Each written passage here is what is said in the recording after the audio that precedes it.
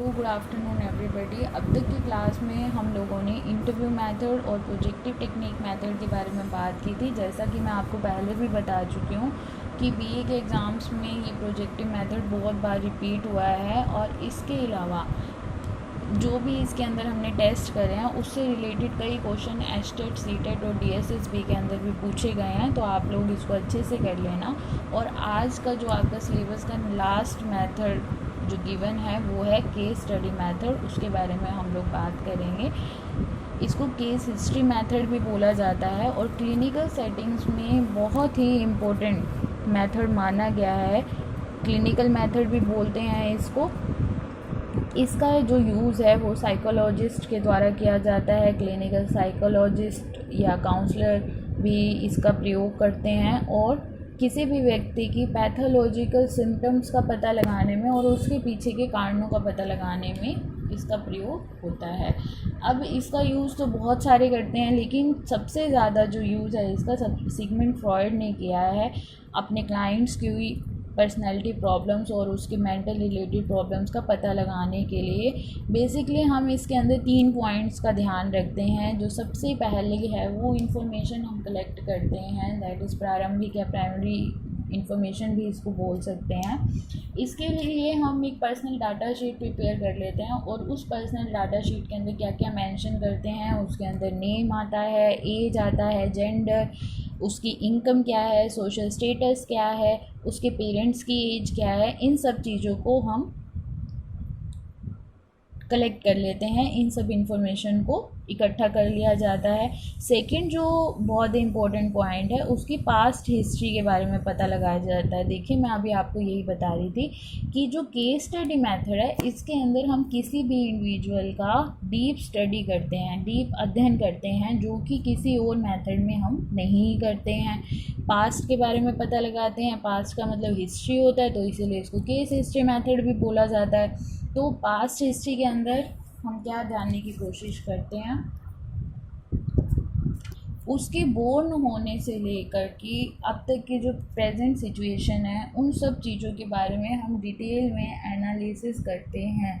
जैसे कि जब वो पैदा हुआ तो उसकी मदर को कोई प्रॉब्लम तो नहीं थी, या उनके साथ कोई शारीरिक मेंटल डिसऑर्डर या कोई फिज़िकल प्रॉब्लम, इन सब चीज़ों के बारे में हम लोग पता लगाते हैं। या उन्होंने कोई ऐसा इवेंट तो नहीं देखा जिसकी वजह से उनके माइंड के ऊपर इफ़ेक्ट हुआ हो।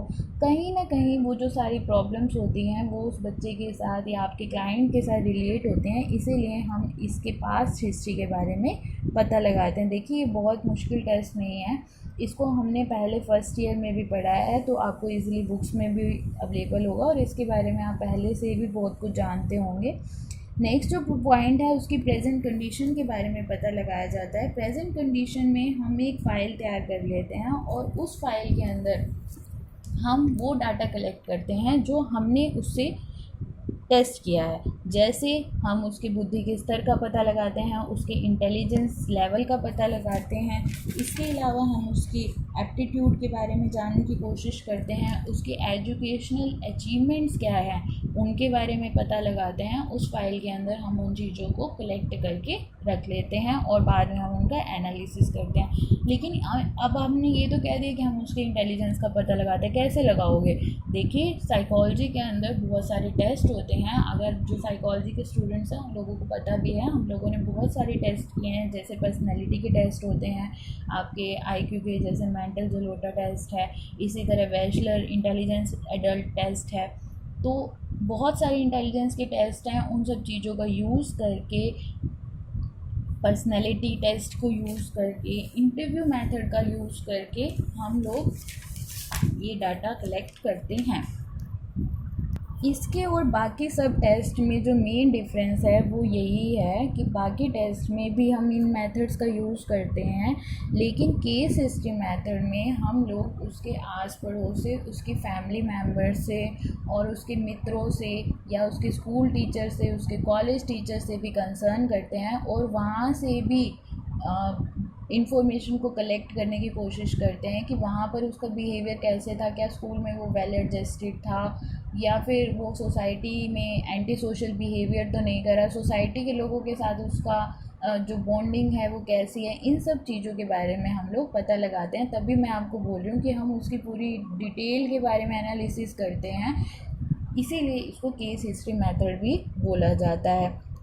नेक्स्ट अब इसके कुछ मेरिट्स और डीमेरिट्स हैं। देखिए मेरिट्स में यही आएगा कि क्या क्या लाभ हैं, डीप स्टडी करते हैं, और इसके अलावा गहन अध्ययन तो किया ही जाता है, इसके अलावा हम ये भी जानने की कोशिश करते हैं कि शारीरिक और मानसिक जो उसकी डेवलपमेंट है, फिज़िकल और मेंटल डेवलपमेंट, देखिए हर एक बच्चे की अपनी स्टेज के अकॉर्डिंग कुछ ना कुछ डेवलपमेंट्स होती हैं। अगर आप साइकोलॉजी के स्टूडेंट्स हैं तो आपको पता होगा कि 0 to 5 ईयर्स में फ़िज़िकल जो ग्रोथ है वो ज़्यादा होती है या मेंटल ग्रोथ ज़्यादा होती है। तो उसी तरह हम उसकी सारी स्टेजेस के बारे में डिटेल में एनालिसिस करते हैं कि जब जिस चीज़ की ग्रोथ होनी चाहिए थी क्या वो फुलफ़िल हुई है, जो उसकी नीड्स हैं वो फुलफ़िल हुई है, उसी की वजह से तो कहीं उसको प्रॉब्लम साइकोलॉजिकल प्रॉब्लम नहीं हुई है, वो साइकोलॉजिकल डिसऑर्डर तो नहीं हुआ।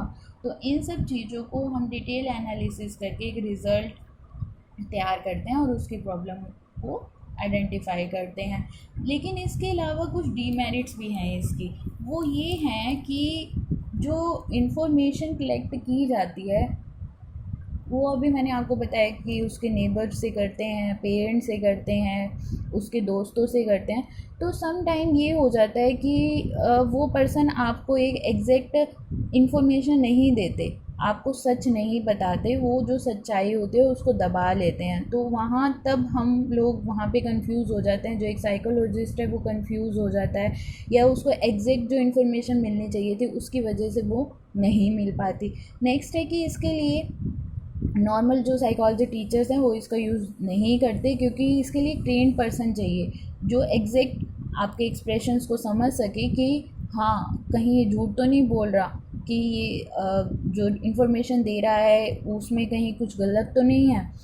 इसके अंदर जो सब्जेक्टिविटी है वो काफ़ी हाई होती है। देखिए एक अच्छा टेस्ट होने के लिए बहुत ज़रूरी होता है कि उसकी ऑब्जेक्टिविटी हाई होनी चाहिए, लेकिन जो ये टेस्ट है कई बार ये होता है कि आपको इन्फॉर्मेशन तो कुछ और चाहिए लेकिन आपको इन्फॉर्मेशन मिल कुछ और जाती है।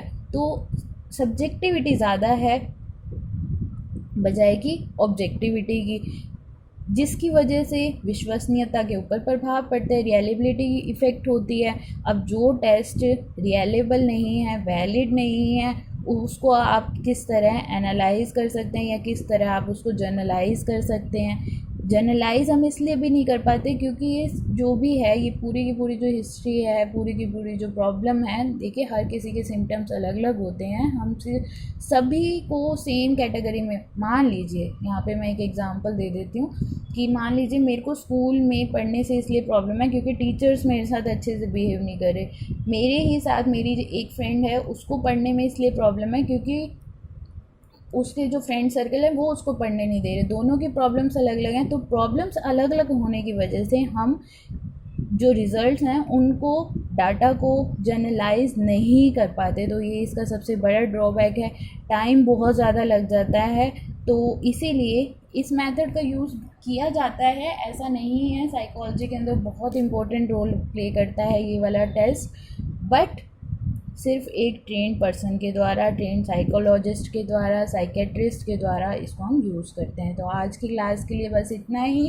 कल हम DSM के बारे में पढ़ेंगे और इस यूनिट को कंटिन्यू करेंगे।